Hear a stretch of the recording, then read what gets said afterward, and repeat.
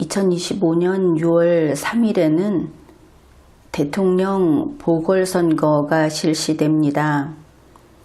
이번 대통령 선거는 제20대 대통령이 탄핵 결정을 받아서 파면됐기 때문에 실시되는 그런 대통령 선거입니다. 그런데 이 보궐선거를 앞두고 대통령 선거에 후보로 나가고자 하는 이런 정치인들이 책을 내고 있습니다. 그래서 이전에 분명하게 선거를 앞두고 책을 낸 한동훈 씨,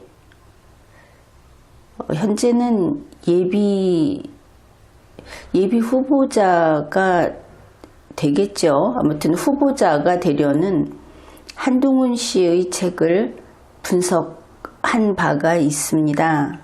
그리고 이번에는 확실히 예비 후보자인 것을 확인했는데 이재명 씨의 책을 분석하는 겁니다.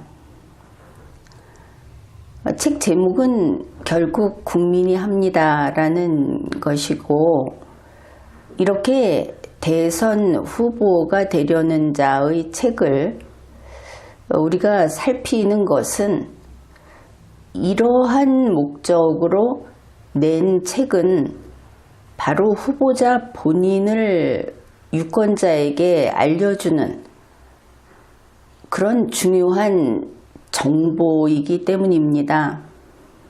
그래서 리걸마인드 연구소에서는 유권자의 이해를 돕기 위해서 이러한 대선 후보자감들, 이런 사람들이 책을 살펴보고 지금 이 책의 일부를 분석하는 겁니다. 이재명 씨의 책 결국 국민이 합니다 중에 앞부분에 책 소개, 이 책 소개에 있는 문장을 살펴보겠습니다. 책 소개는 이 책이 어떤 것이다 하고 알려주는 그런 부분이죠. 그런데 이 책 소개 부분을 읽으면서 우선 총평을 한다고 하면 이런 것이 있습니다. 서점에서도 이 책을 어떻게 분류하는가 하면 시사라든지 르뽀라든지 이런 쪽이 아니고 정치인의 책이라고 분류를 하고 있습니다. 이 책은 대통령 선거의 후보자로 되고자 하는 정치인의 책인 것이죠.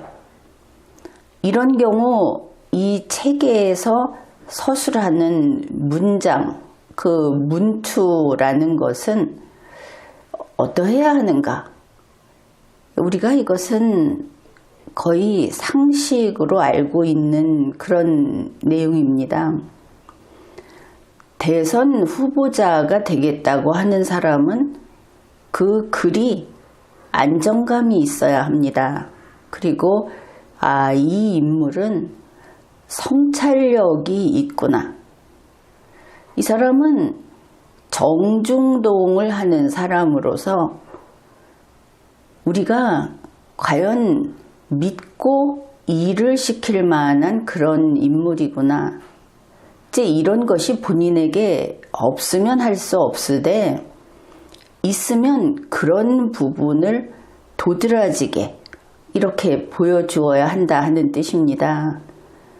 비전도 담고 있어야 하겠죠. 그런데 이 선거라는 것을 고려할 때 비전이 다 갈아엎겠다.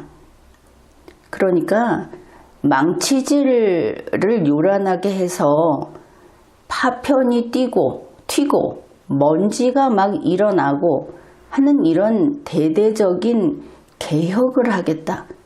이런 것은 재무덤 파는 것이죠. 이때의 비전은 현재의 그 현상을 변경시키지 않으면서 뭔가 좀 나아지는, 좋아지는, 그래서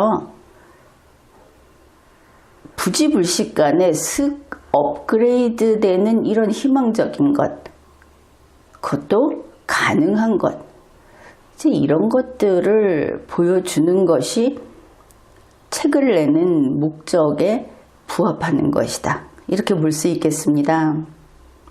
그런데 이번에 이 책은 준비도 많이 부족했던 것 같고, 갑자기 냈고, 그리고 본인의 생각이 무르익어서, 그래서 조금 다듬기만 해서 나온 그런 것이 아니고 짜내는 것도 좀 어려울 정도로 최초의 자원이 부족한 상태에서 나왔다.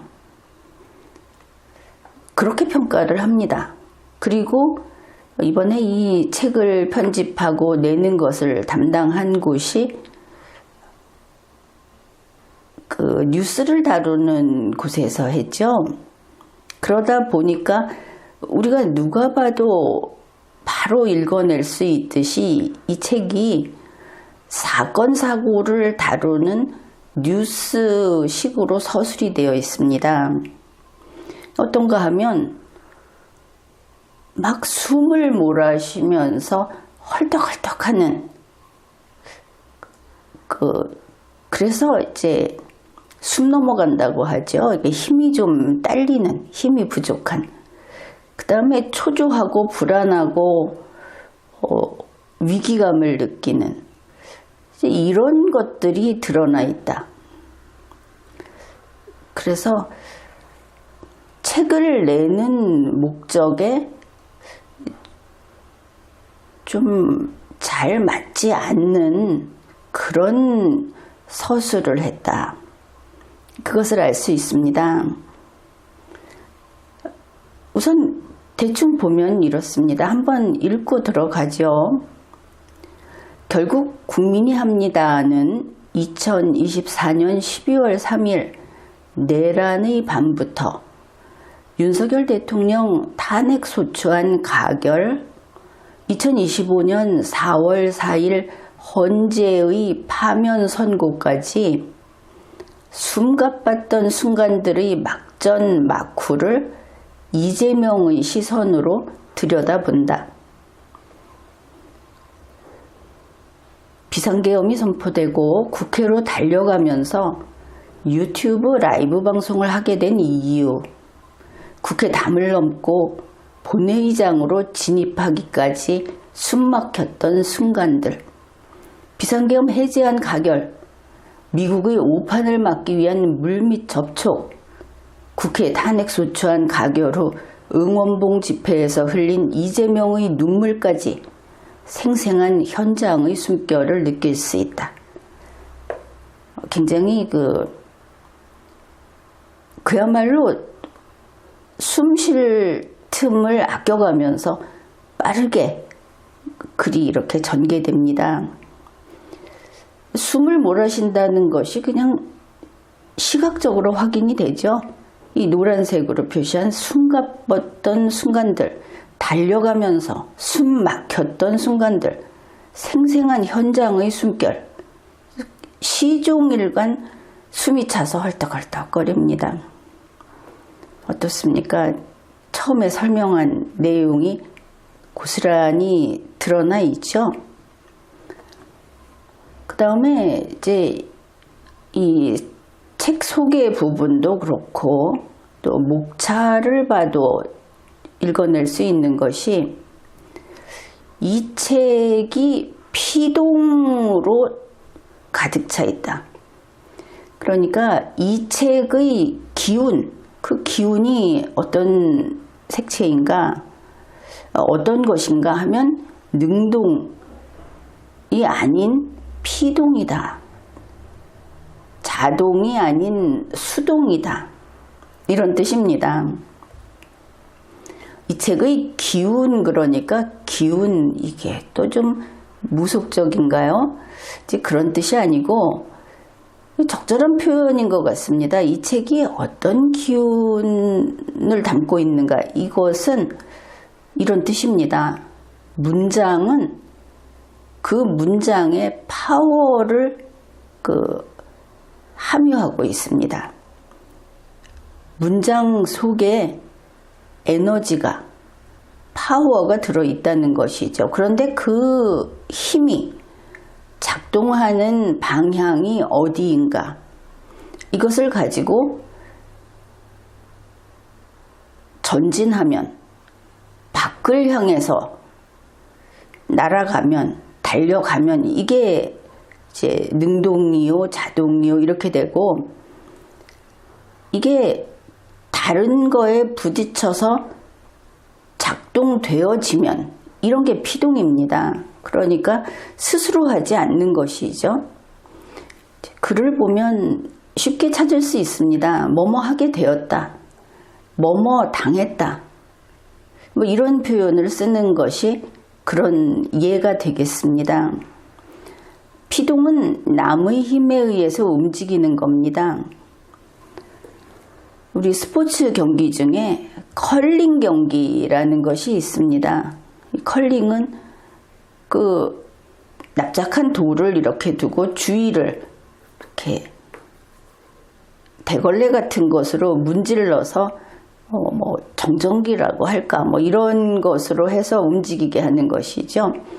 직접 그 물체를 잡는다든지 일체의 접촉이 안 되는 겁니다. 그러니까 노력은 하죠. 노력은 하는데 직접 힘을 가동시키지 못하는 겁니다. 직접 힘은 닿으면 안 되는 그 경기를 보면 피동이 무엇인지를 읽을 수 있는 것이죠. 피동으로 가득 차 있다. 이 문장을 피동을 주로 쓰는 사람의 경우는 자기 스스로 무엇을 한다기보다 뭐뭐 당한다고 하기 때문에 남에게 원하는 게 많고 남을 탓하는 경우가 많을 수밖에 없습니다. 환경도 탓하고 이렇게 되는 것이죠. 이제 보다 보면 우리가 확인할 수 있습니다. 먼저 책 제목에서 하나 보고 갑시다. 결국 국민이 합니다, 이렇게 돼 있습니다. 별 문제 못 느끼는 분들이 많을 겁니다. 결국 국민이 합니다. 그런데 국민은, 그러면 결국 하는 국민은 이걸 원할까, 좋아할까, 이걸 생각해 봐야 하겠죠. 그러면 결국이라는 것이 무엇인가를 정확히 알아야 할 겁니다. 이 결국이라는 것은 무엇을 막 하다가 그 일의 말미, 끝부분에 이르러서 하는 수 없이, 어쩔 수 없이, 이게 결국입니다. 하는 수 없이 떠안는 것이고, 하는 수 없이 남이 하도록 떠넘기는 것이고, 그러면 이 결국 국민은 무엇을 하는 거냐? 떠안은 뒤처리, 어떤 피해가 발생하면 그 피해를 자기가 그냥 감당하는 겁니다. 이 결국이라는 말은 원해서 하는 게 아니다, 당하는 거다. 원치 않지만 하는 수 없이. 이러고 보면 그 지지하는 사람도 많고 저 사람이 인기가 많아 이러는 이재명 씨가 책을 내면서 결국 국민이 합니다 하니까 다른 사람들도 아, 저 결국이라는 표현이 좀 멋진 것 같아. 이래서 베껴다 쓰는 것도 봤는데 결국은 여기에 맞지 않는 어휘다. 차라리 국민이 합니다. 이랬으면 모르겠는데 결국 국민이 합니다. 결국 국민이 할 수밖에 없어요. 이 뜻입니다. 이제 보니 그 뜻이 제대로 들어오죠. 물론 앞에 다른 말이 나오고 우리가 또 볼 텐데 정치는 정치인이 하는 것 같지만 결국 국민이 합니다. 이 결국이라는 말은 결국은 어휘의 빈곤이나 적절한 어휘를 찾는데 실패한 그 결과를 보여주는 것이구나. 이거를 알 수 있습니다. 사실은 정치는 정치인이 하는 것 같지만 사실은 정치를 하는 것은 국민입니다. 뭐 이런 말을 하고 싶었던 것일 수도 있죠. 그러나 이미 책이 나와버리지 않았습니까? 엎질러진 물이다. 이 결국이라는 말 한마디가 그 내심을 보여주는 것이다. 뒤에서 이재명 씨가 왜 이 말을 그 주된 테마로 삼아서 계속 끌고 나가는지를 살펴볼 것인데 아마 처음에는 이 문장이 아니었을 것이고 그때는 이 결국이라는 말이 거기에 맞았을 수 있다. 이렇게 우리가 추론을 할 수 있습니다. 다만 책 제목으로 이렇게 나왔을 때 결국이라는 것은 바람직하지 않은 일이 돼버린 것, 이런 뜻이 된다는 것이죠. 그 다음에 쭉 있었던 사실을 서술하고 있는데 이때 윤석열 대통령 탄핵 소추안 가결한 것은 국회가 했죠. 국회의 대통령 탄핵 소추안 가결 이쪽이 더 선명했을 듯하고 당연히 법률 그 조문 내용상 탄핵 소추안 가결이 맞습니다. 그러면 그 다음에 나오는 헌법재판소의 결정도 파면 선고라는 그 결정문의 내용으로 들어갈 것이 아니고 법조문에 있는 그 규정에 따라서 탄핵 결정 선고로 해주어야 옳겠죠. 이렇게 맞춰줘야 한다.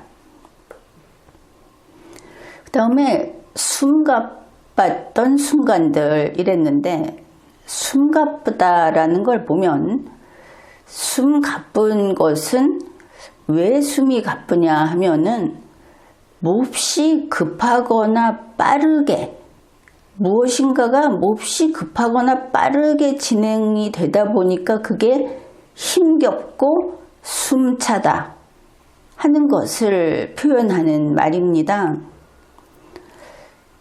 그래서 그냥 읽으면 A 사건, B 사건, C 사건 이렇게 숨가빴던 순간들이라고 말할 수 있을 것 같은데 실제로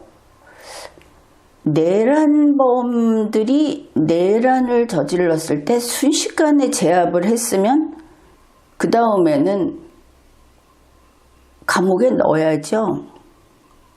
그런데 거기에서 잡았다 놓쳤다 잡는 것을 고민했다 하는 이런 순간들이 꽤 긴 시간 이어졌습니다.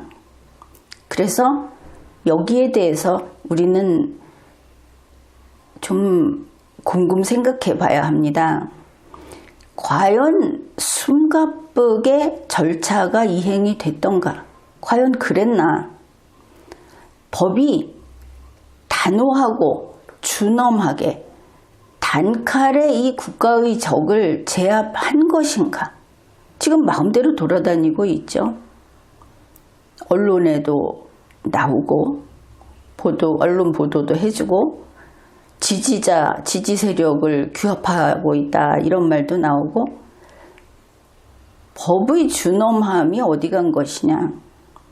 숨가쁘게 진행이 된 이런 일들이 지금 결론이 나왔다면, 탄핵 결정 선고가 나왔다면 그 과정이 착착 확실하게 이렇게 진행이 됐어야지 그게 숨가빠서 될 것이냐.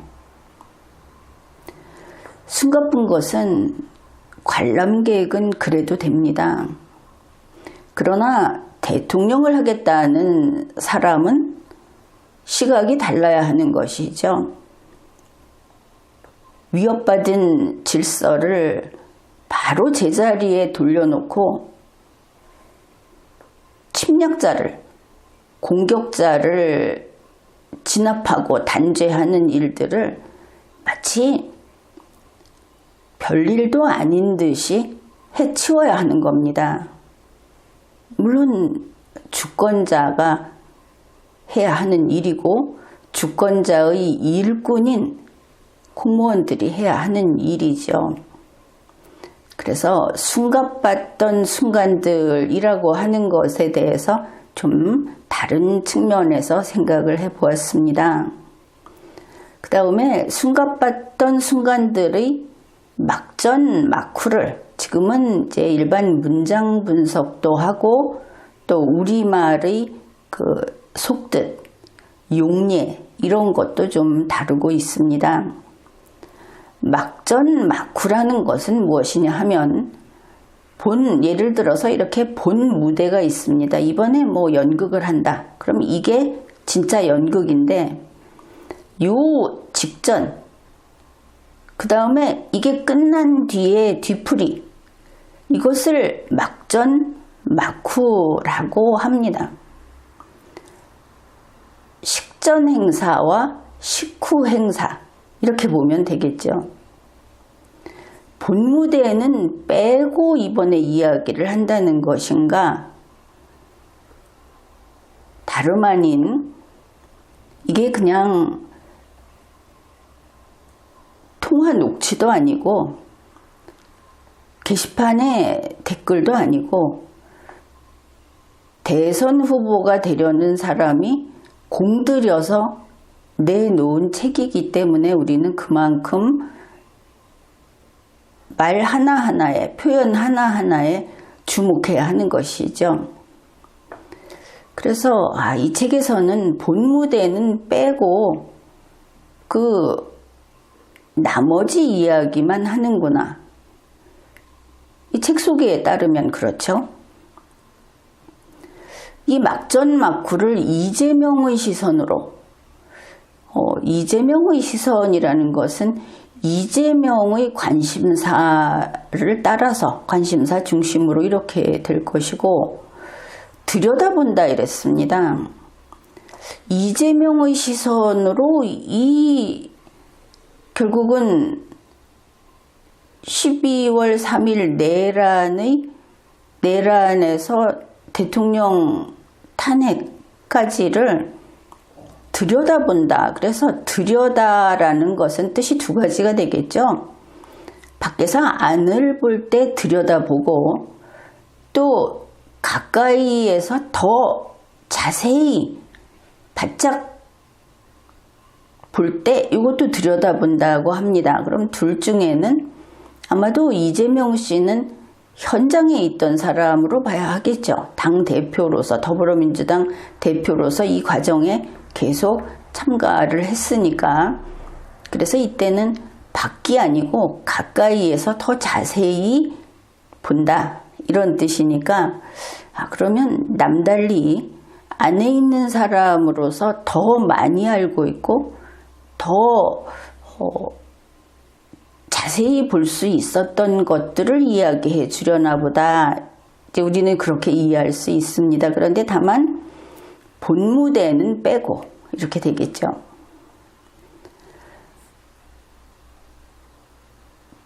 비상계엄이 선포되고 국회로 달려가면서 물론 이재명 씨가 그 운동화끈 꽉 잡아매고 뛰어간 건 아니고 승용차를 타고 갔죠. 유튜브 라이브 방송을 하게 된 이유 나왔지 않습니까? 하게 된 라이브 방송은 본인이 했는데 누가 등 떠밀어서 한 것처럼 이렇게 피동으로 써놓았습니다. 그 다음에 국회 담을 넘고 본회의장으로 진입하기까지 숨 막혔던 순간들, 정말 숨이 막혔던 모양입니다. 이때 숲속에 숨어 있었다, 이런 부분도 소개가 됐죠. 숨어 있었다. 그 다음에 비상계엄 해제안이 가결됐고 미국의 오판을 막기 위한 물밑 접촉, 이 부분은 다른 데서는 많이 나오지 않았던 내용입니다. 보니까 이재명 당대표가 위성락 의원에게 주한미국 대사관에 연락을 좀 취해달라 여러모로, 그런데 그게 쉽지 않았다는 것까지는 봤는데, 아무튼 이것을 미국의 오판을 막기 위한 물밑 접촉이라고 책 소개에서는 썼습니다. 이 부분이 이상하다.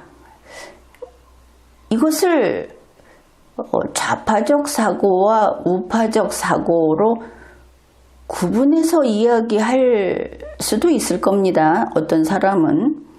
그런데 그냥 이런 상황에서 우리나라의 현실을, 우리나라에서 벌어진 일을 주한미국 대사관에 알려준다고 하면 사실을 알려주는 것이어야 할 텐데, 사실을 알려주는 것이 아니고 오판을 막기 위해서, 이 부분이 좀 색다릅니다.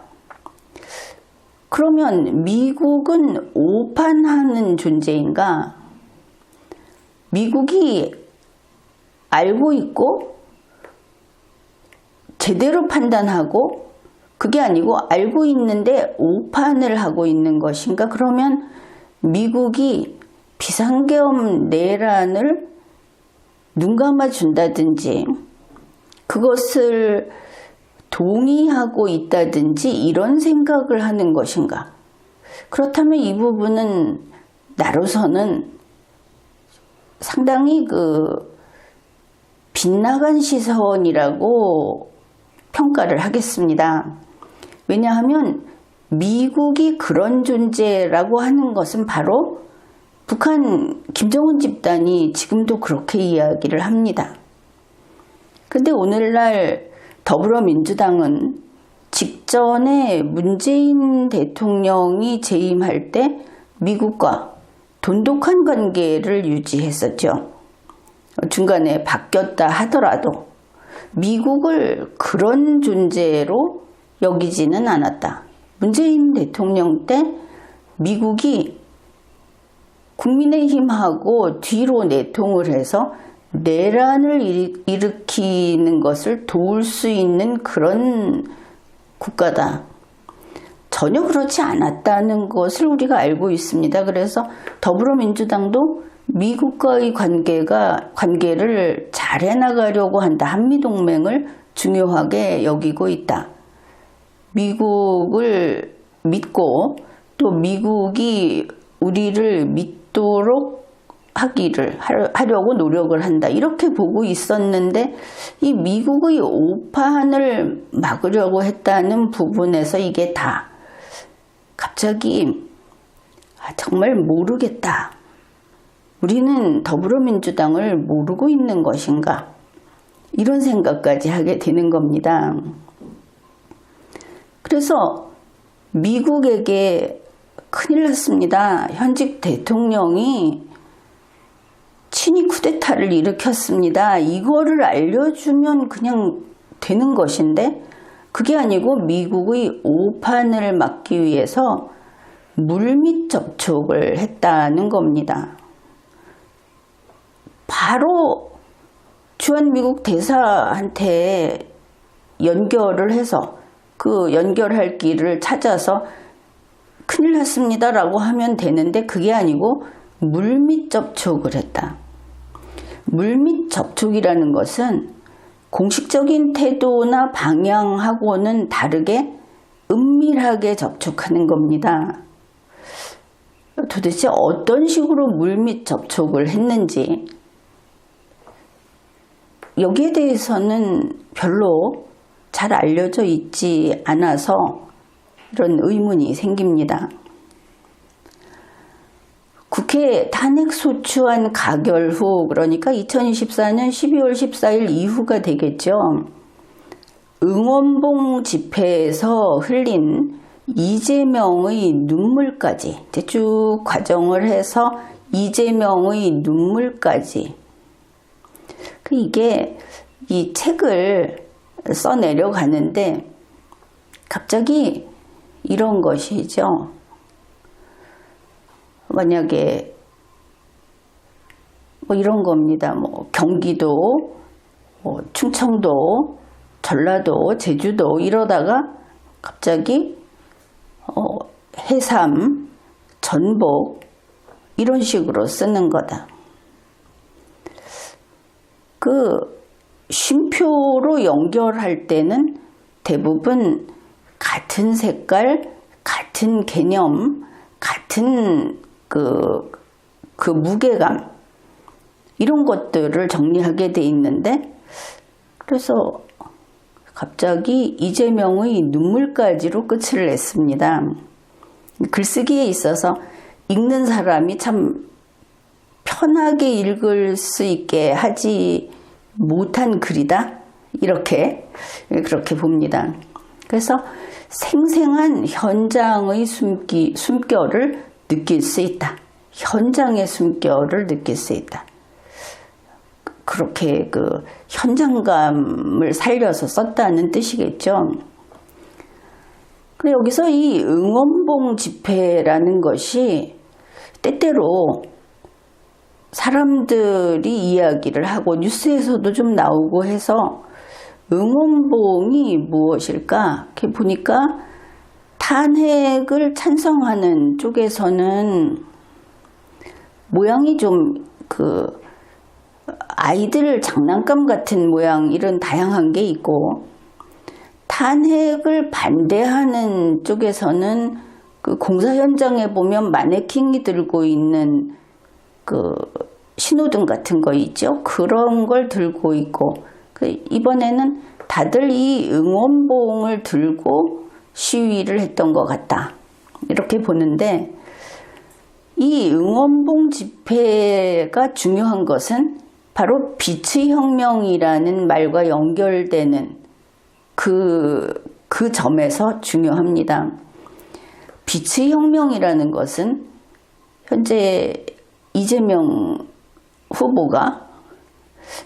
예비 후보가 당 대표일 때부터 2024년 연말부터 이 말을 쓰기 시작하면서 과거에 문재인 후보가 나왔을 때 탄핵이 진행되는 과정에서 촛불혁명이라는 말을 했던 것과 이렇게 대비되는 위치에 세운 개념이다. 그래서 이게 좀 우리가 살펴볼 의미가 있습니다. 빛의 혁명이라는 말이 책에도 나오고 또 인터뷰를 할 때도 써서 뭐가 빛의 혁명이지 하고 궁금했었습니다. 한겨레 신문 몇 건을 보고 이해한 내용을 이제 설명을 하겠습니다. 이 응원봉 집회, 거기에서 빛의 혁명이라는 이름을 붙인 것은 이 집회에 참가했다가 그게 바로 이재명 대표였다고 합니다. 이 응원봉 집회에서 그 분위기에 이렇게 감동한 이재명 대표가 이거는 빛의 혁명이다, 이렇게 이름을 붙였다는 것이죠. 그러면 빛의 혁명은 탄핵 찬성 집회의 힘, 이렇게 되겠죠.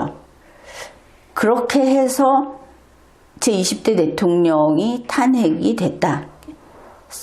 성공했다. 빛의 혁명의 성과다. 이런 뜻이구나. 이렇게 알 수 있습니다. 이 이름을 붙일 때의 상황이 여의도 시위였다고 합니다. 여의도 시위대에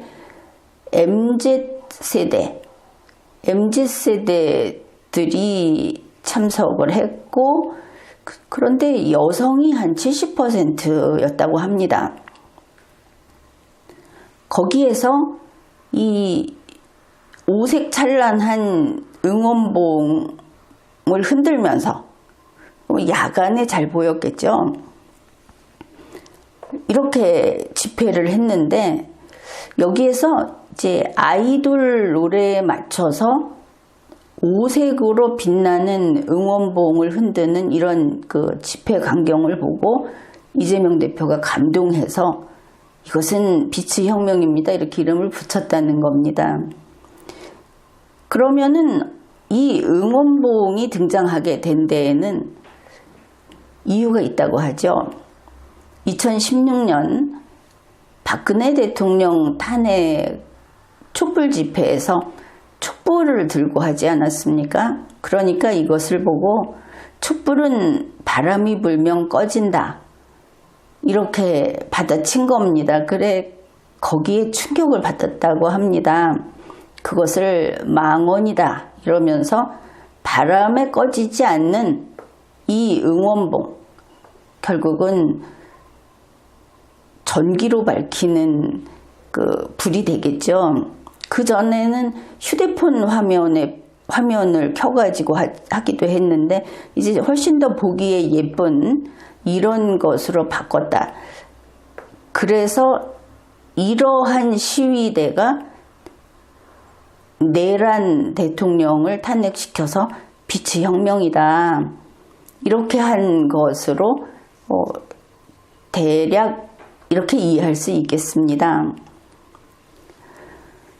지금 책 소개라는 것은 보통은 출판사에서 해주죠.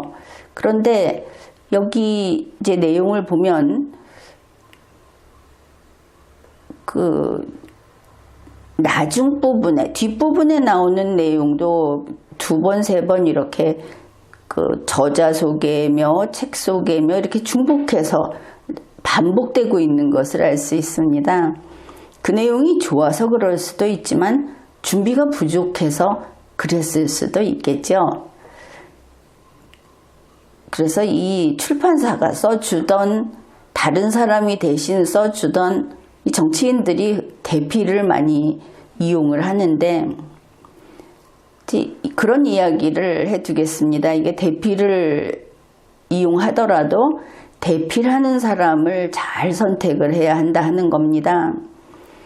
그러니까 대선 후보의 면면을 잘 살려서 글을 쓸 수 있는 능력이 있어야 하고, 당연히 이 면면을 살린다 해도 사실만 기록한다는 것은 절대 그 선을 넘어서서는 안 되는 한계가 되겠죠.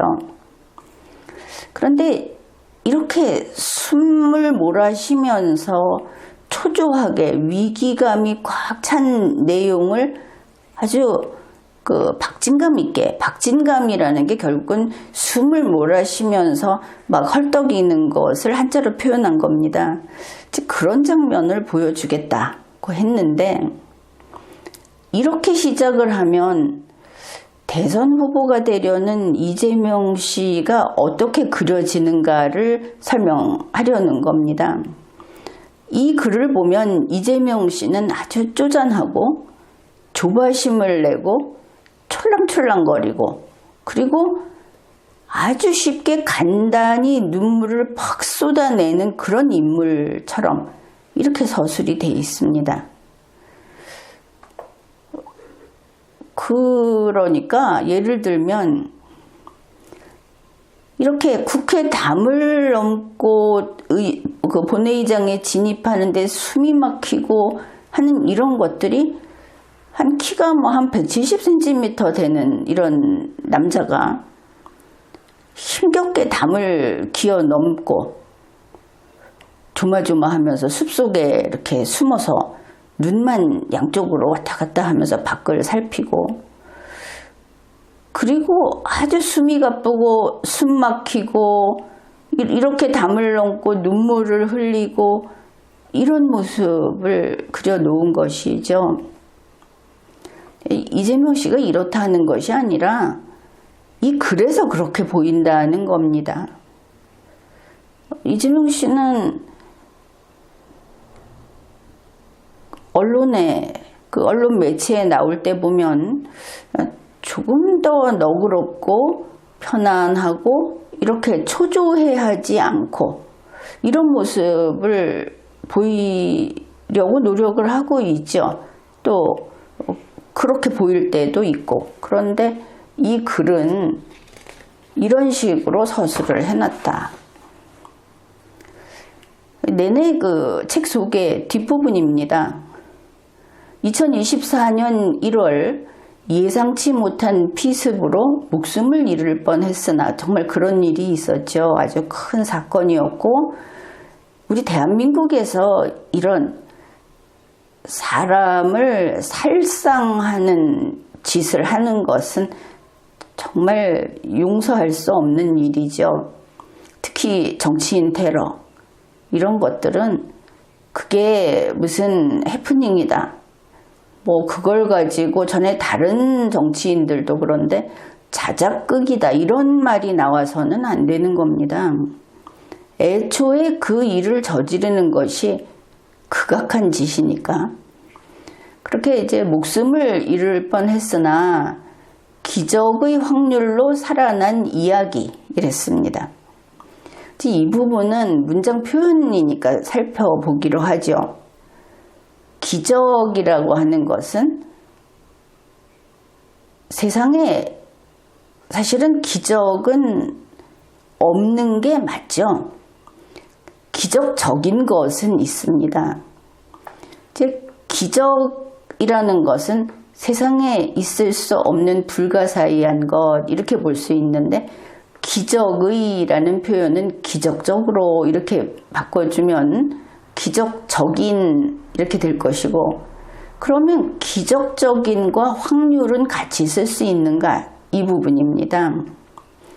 확률이 무엇인가를 보면 확률과 기적은 물과 기름처럼 같이 어울리기 참 어려운 어휘들이다, 그걸 알 수 있을 겁니다.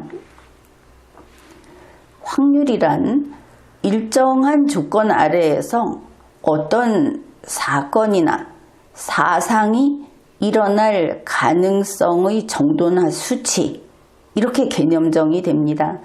이 사상이라고 하는 것은 쉽게 이해하자면 실험 결과 같은 겁니다.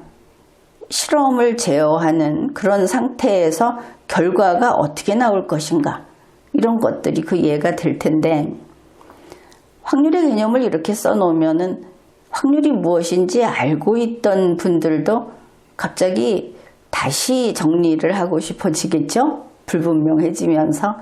어떻든 우리는 확률이라는 것이 아주 익숙한 개념입니다. 익숙한 용어입니다. 이왕 이야기를 했으니 확률은 어떤 한계를 가지고 있는가도 이야기하죠. 자, 이렇게 4분면을 나눠서 표현을 했을 때, 표시를 했을 때, 이 가운데가 0입니다. 제로고, 이제 1이라는 곳을 표시를 했습니다. 이 확률은 세상 없어도 0과 1 사이에서만 존재하는 그런 것입니다.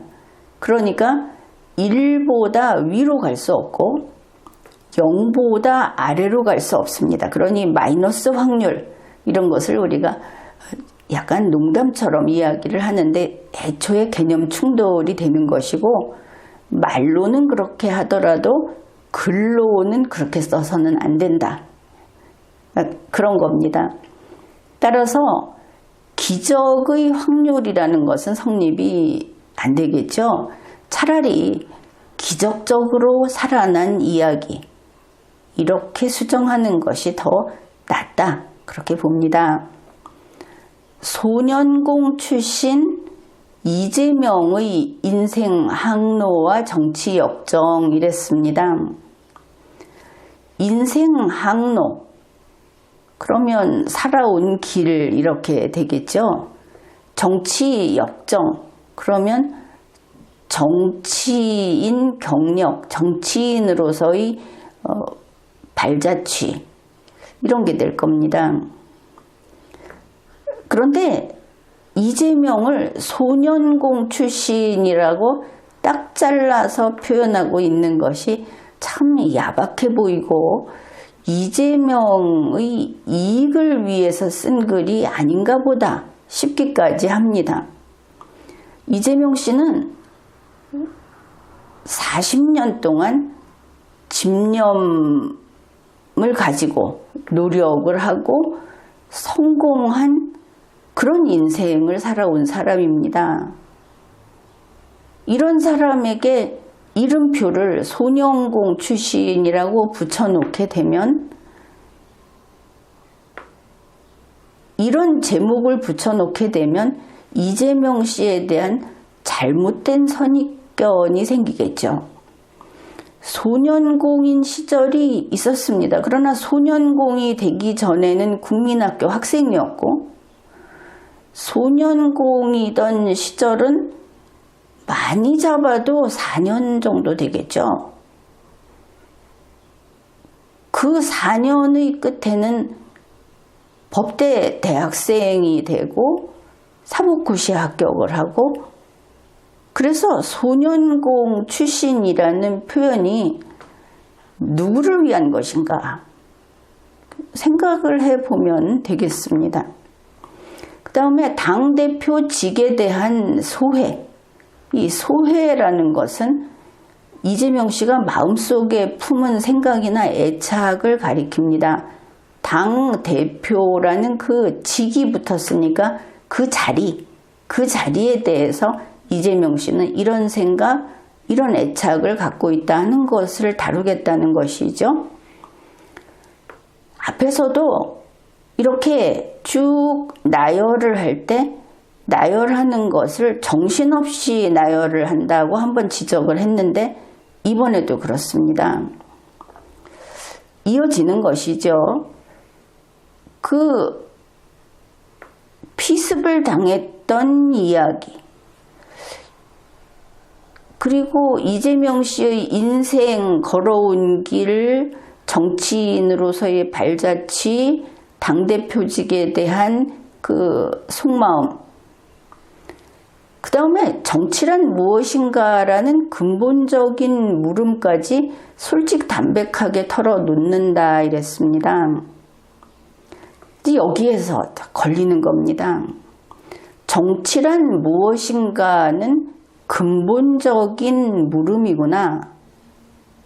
이 책을 쓴 책에서 그렇게 말을 하고 있으니까 정치란 무엇인가, 이게 근본적인 물음이구나. 근본적인 물음일 수도 있고 법적인 개념 정의일 수도 있는데 근본적인 물음을 지금 여기서 다룬다고 하죠. 그러면 봅시다. 이 물음이라는 것은 누가 물어본 것일까? 정치란 무엇인가라는 것을 누가 물어봤고 그거를 여기 털어놓는 것일까? 이게 궁금해지죠. 이재명 씨가 자기가 물어보는 질문을 여기다 털어놓는다고 하면 이것은 무엇인가요? 무엇인가요? 라고 했을 때 털어놓을 수 없죠. 그러면 의문을 털어놔야 할 텐데 속으로 나는 정치가 이런 게 아닌가 하고 의심을 하고 있었습니다. 하고 비밀을 털어놔야 하는데 그걸 무슨 솔직담백하게 털어놓는가. 그게 아니고 다른 사람이 물어봐서 이재명 씨가 정치란 이런 것이요 하고 답을 한다면 그건 또 털어놓는다는 서술과 어울리지 않습니다. 그리고 이 부분에서 걸리는 것이죠. 그 다음에 솔직담백이라는 말도 이게 지나쳤다. 너무 요란을 떨었다 이렇게 보는데 솔직이 무엇인가 하면 거짓이나 숨김 없이 바르고 곧게 이런 뜻입니다. 거짓이나 숨김 없이 바르고 곧게 앞에는 그럴 수 있는데 정치란 무엇인가라는 근본적인 물음에 대해서 거짓이나 숨김 없이 바르고 곧게 이야기를 한다. 도대체 무슨 이야기를 하려는 것일까? 이렇죠. 담백이라는 것은 욕심이 없고 깨끗하다 이런 뜻입니다. 그래서 정치란 무엇인가라는 근본적인 물음, 이거를 거짓이나 숨김 없이 바르고 곧으며 욕심이 없고 깨끗하게 털어놓는다. 도대체 왜 이렇게 무슨 이야기를 하기에 이렇게 써놓았을까?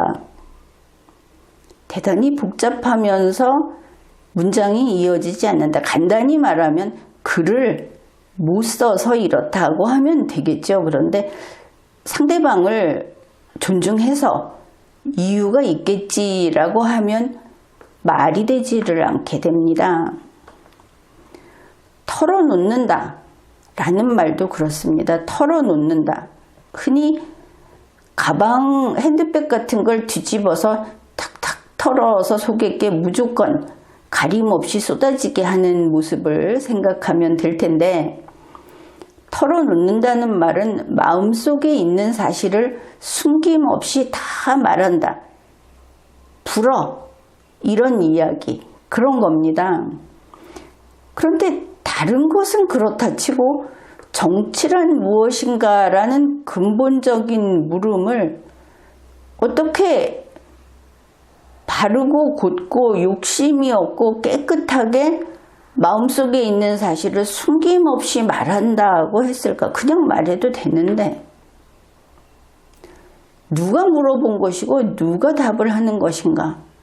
무슨 정치란 무엇인가를 그래서 그 답은 어떤 것이기에 이렇게 솔직담백하고 탈탈 털어 놓아야 하는 그런 것인가? 더 어려워졌습니까? 글을 못 쓰면 그냥 이렇게 된다 그러고 넘어가죠. 그 다음에 정치는 정치인이 하는 것 같아도 결국 국민이 하는 것입니다. 여기에서 제목을 이렇게 따서 결국 국민이 합니다 라고 했다는 것이죠.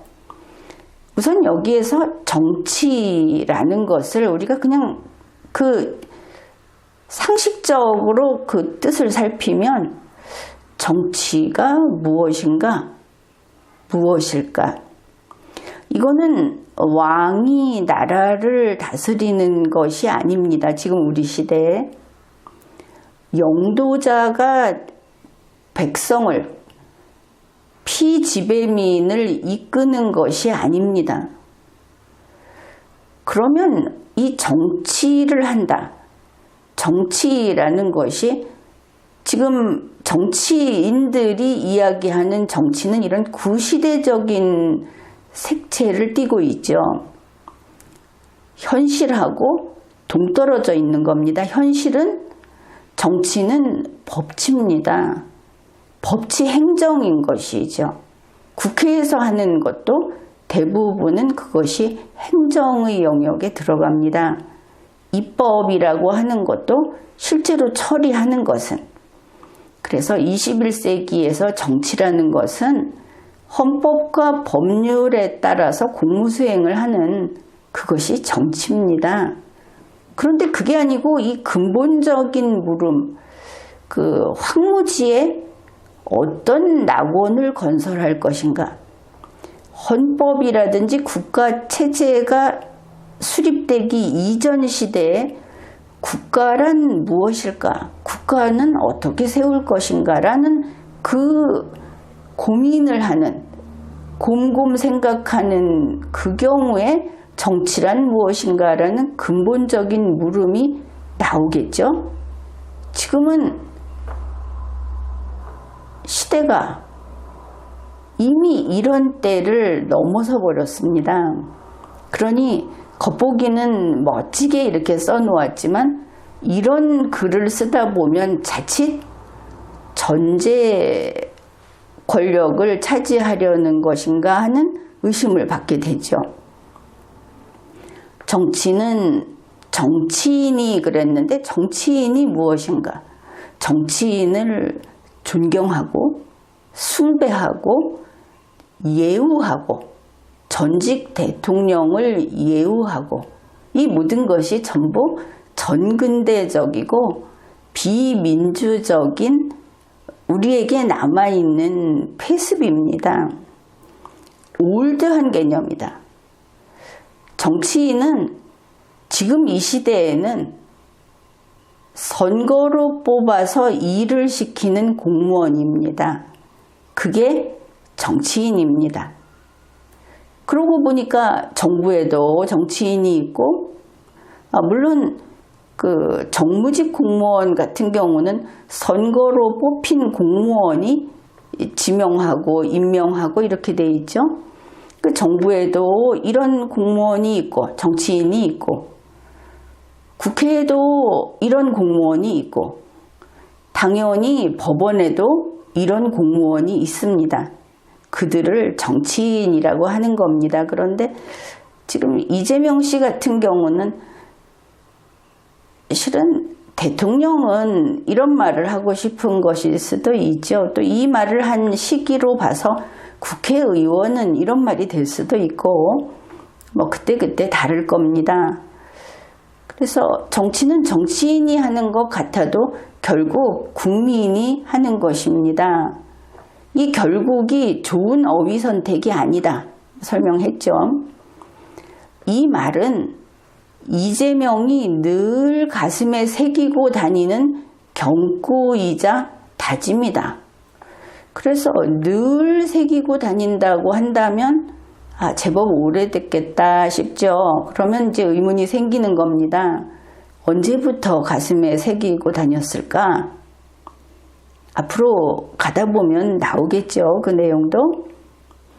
그 이재명 씨가 어떤 사람이냐 하면 이 책에 써놓은 게 과거를 후회하지 말고 미래에 집중해야 한다는 이재명 이렇게 썼습니다. 이재명 씨는 과거를 후회하지 말고 미래에 집중해야 한다. 과거를 후회할 일은 잘못한 일이겠죠. 더 잘하지 못한 일일 겁니다.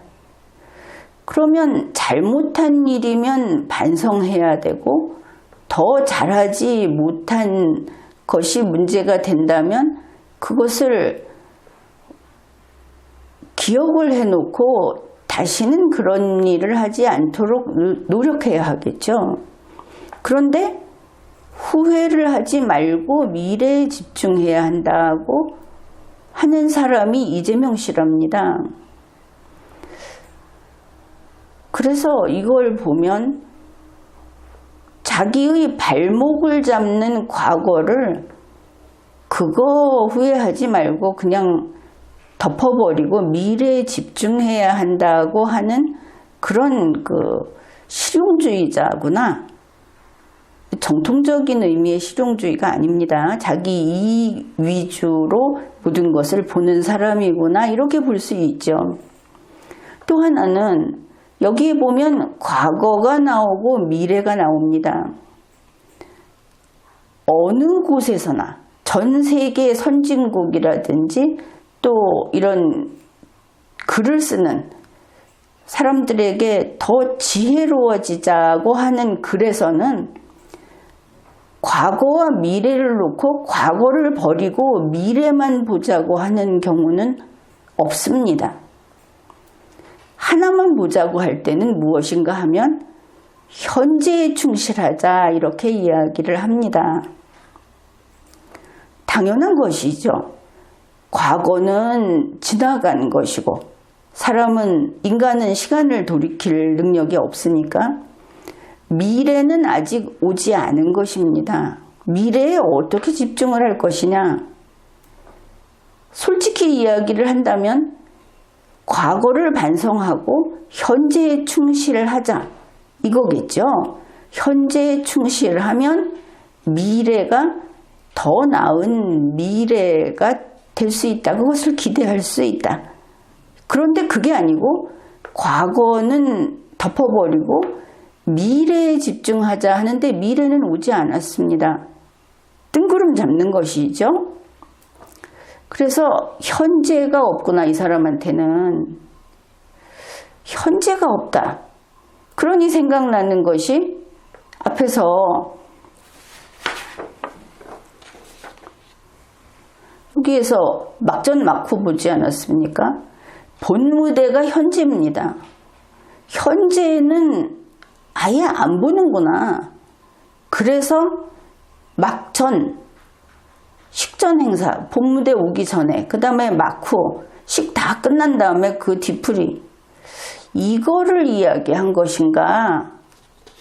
그런 생각을 하게 됩니다. 그 막전 막후를 이야기하더니 현재를 소거해버리고 과거와 미래만 이야기를 하는구나. 이런 이재명에게 지금 대한민국의 위기는 기회이기도 하다. 이 부분은 좀 크게 실수한 겁니다. 감정이 있는 인간이 이것을 보게 되면 지금 대한민국의 위기가 이재명의 기회라면 지금 이 모양 요 꼴 돼서 박수를 치고 있다는 거냐, 이렇게 분노하겠죠. 이것은 이재명 씨를 마음에 들어하지 않아서 하는 말이 아닙니다. 사람이란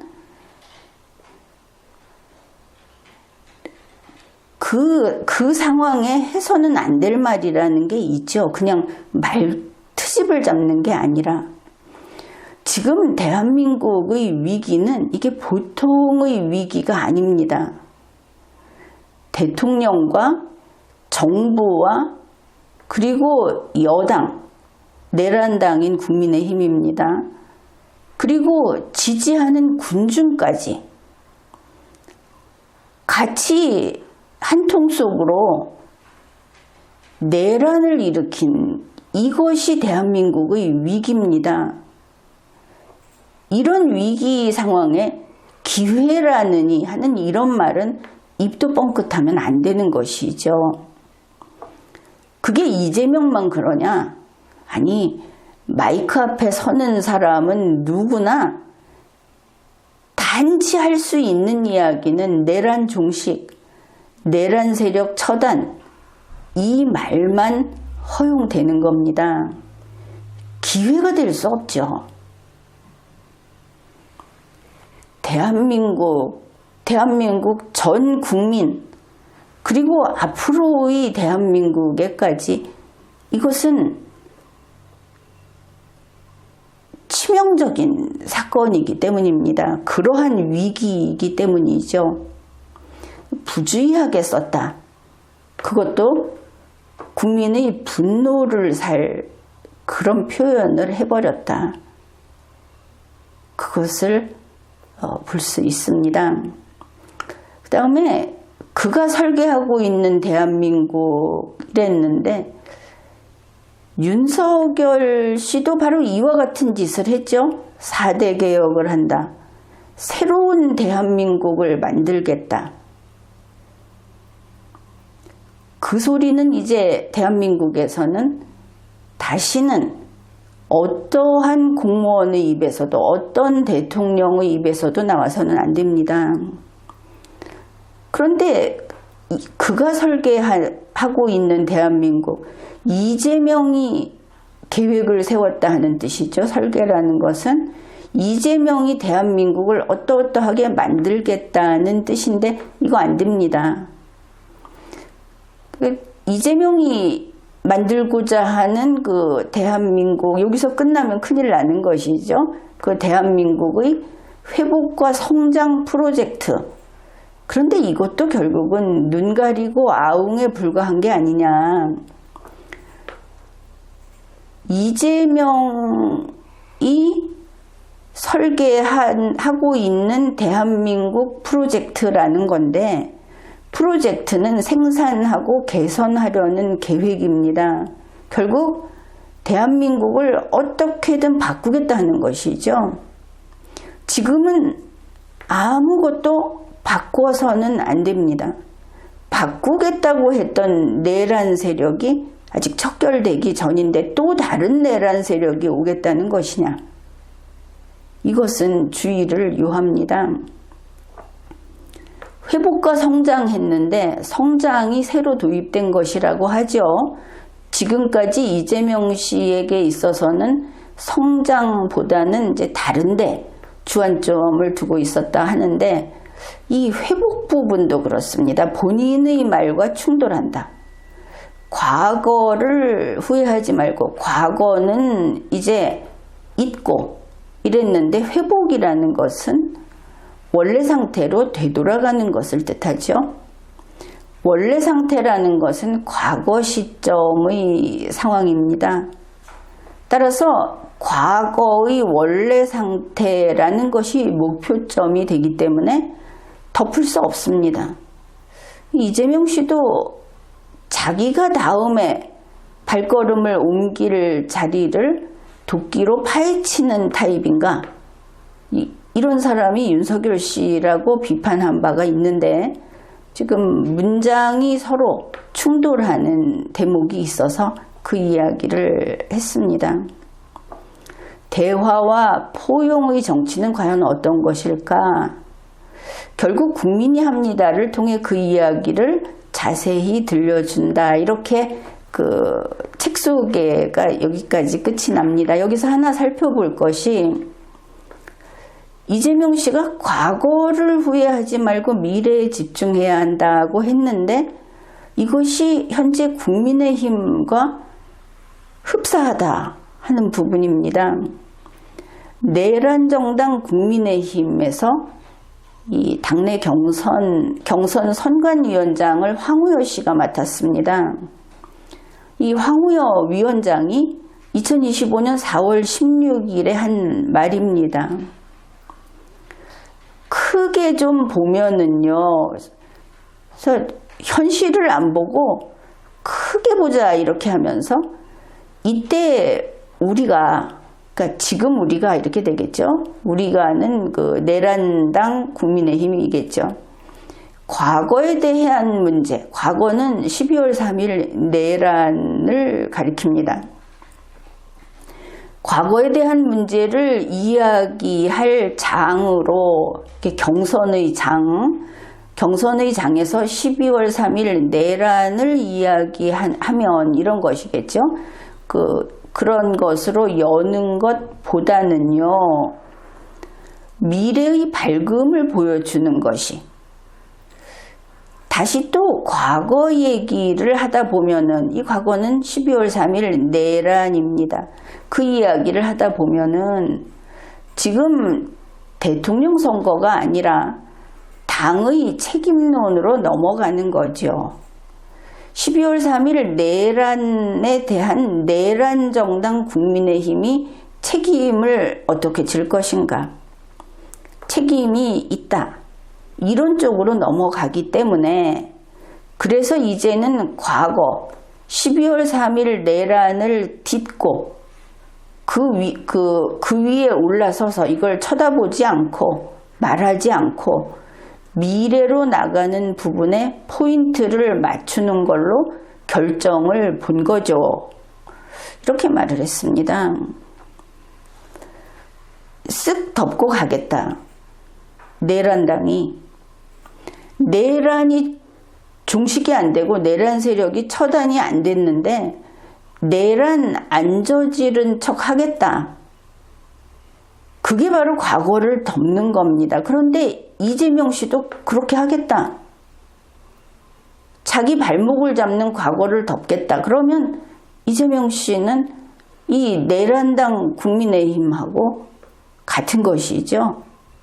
내란 종식에 반대하는 것이죠.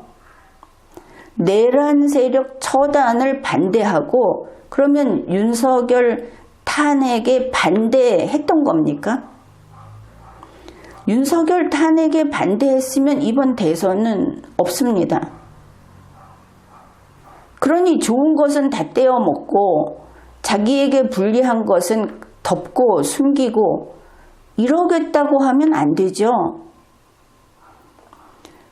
현재 과거를 덮고 싶은, 과거를 덮어야 하는 자들이 바로 내란정당 국민의힘하고 정치인 이재명이라는 걸 알 수 있습니다. 여기서 보면 그 덮고 싶은 과거는 다르겠지만 설령 속마음이나 현재 사정이 어쩔 수 없다 하더라도 책에 써놨습니다. 홍준표 씨가 책에 이런 식으로 뭔가 쓰지 말아야 될 걸 썼다가 큰 낭패를 봤죠. 그런데 공개적으로 이렇게 말하고 있습니다. 내 발목 잡는 과거는 덮고 가자. 과거는 그냥 덮자라는 말은 그 과거에 책임지지 않겠다는 것이고, 이 과거에 책임지지 않겠다는 양측은 반성도 안 한다는 겁니다. 안 됩니다. 내란은 종식시켜야 되고 내란 세력은 발본색원에서 처단해야 합니다. 개미 한 마리도 풀어줄 수 없습니다. 그런데 어떻게 덮고 갈 수 있겠습니까? 덮을 수 없습니다. 이재명 씨는 설령 발목 잡는 과거라도 그 과거에 대해서 책임져야 합니다. 대통령 후보 되지 말라는 거 아닙니다.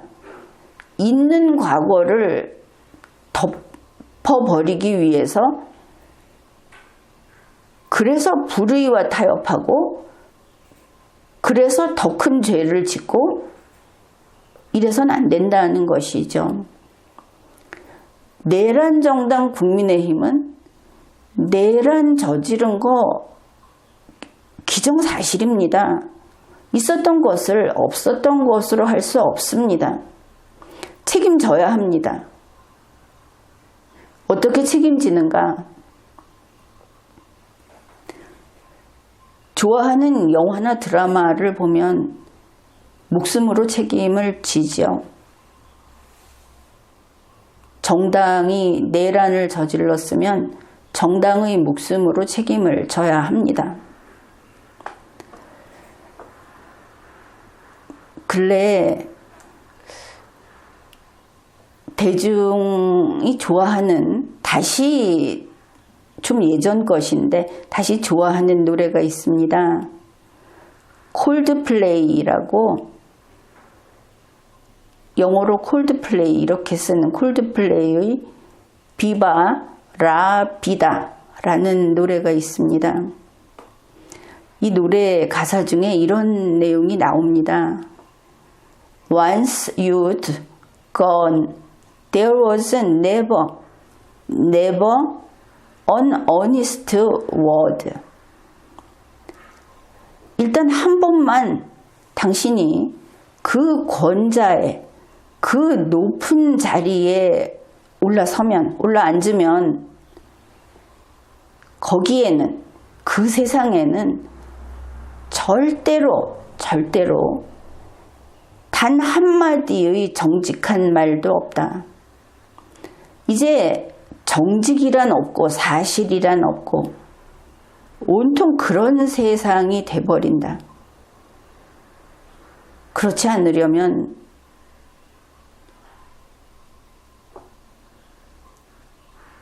대단히 힘든 것이겠죠. 그렇지 않게 되려면 일단 가면 다 그렇게 된다.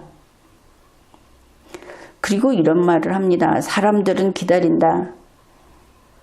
뭘 기다리느냐? The head of tyrant on a silver plate.